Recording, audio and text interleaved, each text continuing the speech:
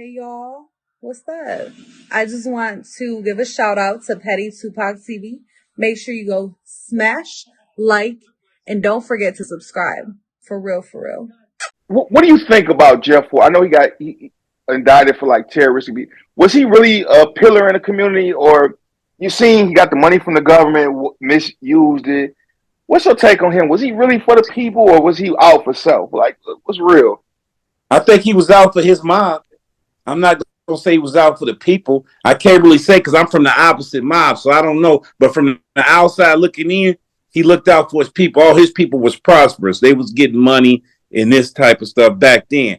We was known the GDs. We weren't really getting that much money back then. We was known for more being like we had the numbers and terrorizing, but not on the level that they was on. You get what I'm saying? So he was on some, and then this some people don't know, and this is what I learned later on. My big cousin schooled me to this: the GDs, the BDs, all these gangs, they was all one gang at one time.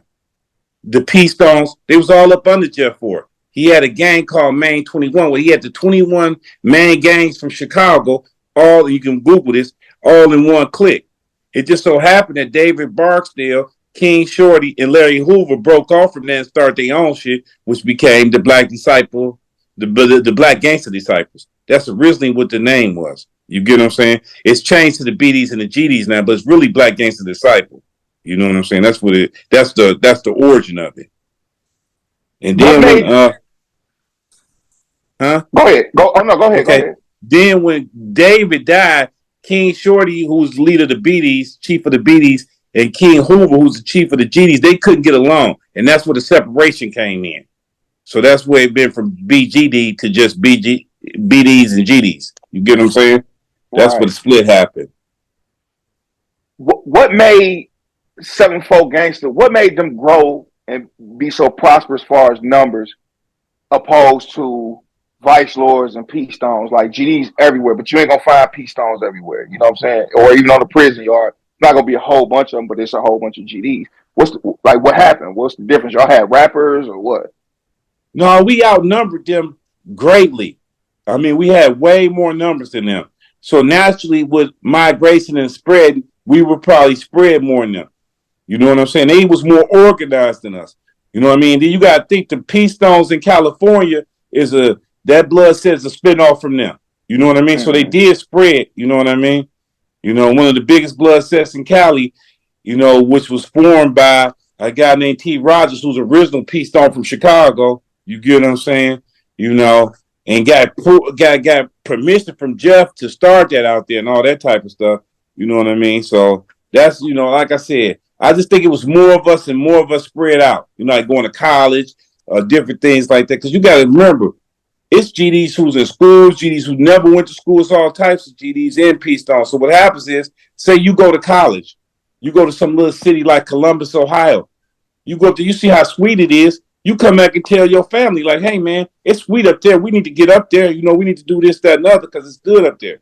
And then that's where we come in and all us start going up there. You know what I mean? And then, because like I said, when I left Detroit at 16, not like left, but I'm talking about I started going to Ohio to make my money. You get what I'm saying? Columbus. And like I said, I've been locked up there, so all this shit is documented. We had to hold Columbus, Detroit boys had to hold Columbus on lockdown. But guess what happened when I got there? I ran into Chicago cats who had heroin.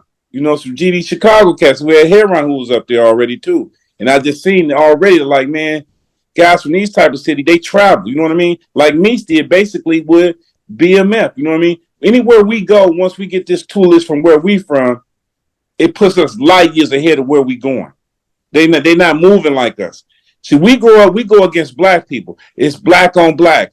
Everything we do, we have to do against each other. You know what I'm saying? These other cities, they go to school with Chinese and Mexicans and this, and they can't be as sharp as us because they're not going against the best of the best.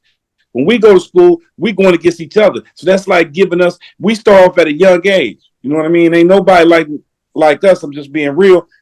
So, like I said, that gives us an advantage when we go to other places because it's like, man, the numbers, they population, like we're predominantly, that's a predominantly black city. The south side of Chicago is predominantly black. Just certain neighborhoods, New York, maybe in Brooklyn or somewhere, where it's a lot of black people, wherever, in Atlanta, wherever we go, where it's a bunch of black people, they're going to be sharper than black people that grew up with all other races because they have it easier than what we have it. You know what I mean? Like, I'm out here on the West Coast now. They got jobs everywhere.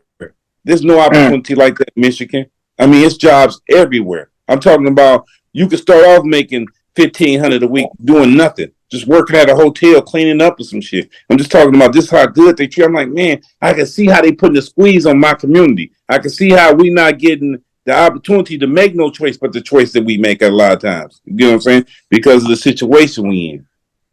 But I'm gonna tell you this. This is why I became a Mo. I was talking to a guy, and he was like, "Man, I'm gonna tell you something." He was like, "If you want to study somebody's great, don't study them. Study what they study." You see what I'm saying? So I had a lot of respect for Jeff Ford, and I knew a lot of his teachings came from the science. So I looked at it from a scientific point of view, nationality and all this. I'm like, man, I'm gonna go in there and see what they teach you. And if you apply the science to life, life becomes easy. The prophet laid it down. It's just a lot of people don't know how to apply it. But he laid it down. Peace be on the Noble Drew Ali and the forerunner Marcus Garvey. You know what I mean? Like I said, this is so when I learned them teachings, I was like, wow. You know what I mean?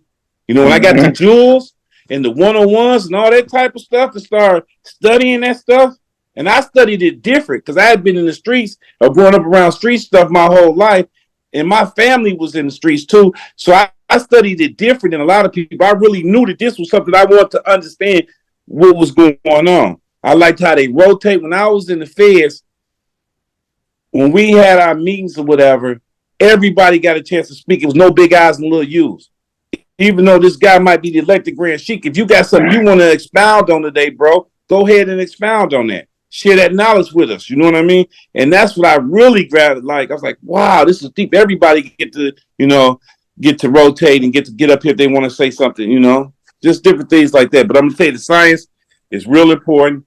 And like I said, if you notice a lot of people in Detroit, which I didn't know until after, all the greats, almost all of them were scientists too. Almost all of them was more. So I'm like, man, you know what I mean? Then when I started doing the research and found out that the nation and the 5%ers and all this is the sons of the moles, I'm like, man, whoa, this is deep. So the people that I respect is speaking good or whatever, even on the other end, that they trace back to that. I'm talking about Malcolm X and different people like that. You know what I'm saying? So just doing my research and, understanding different things. You know what I mean? So, like I said, I would tell anybody, you know what I mean? If you apply science to life, and that's what it is, the numbers and all that type of stuff and the science of it, it becomes easy.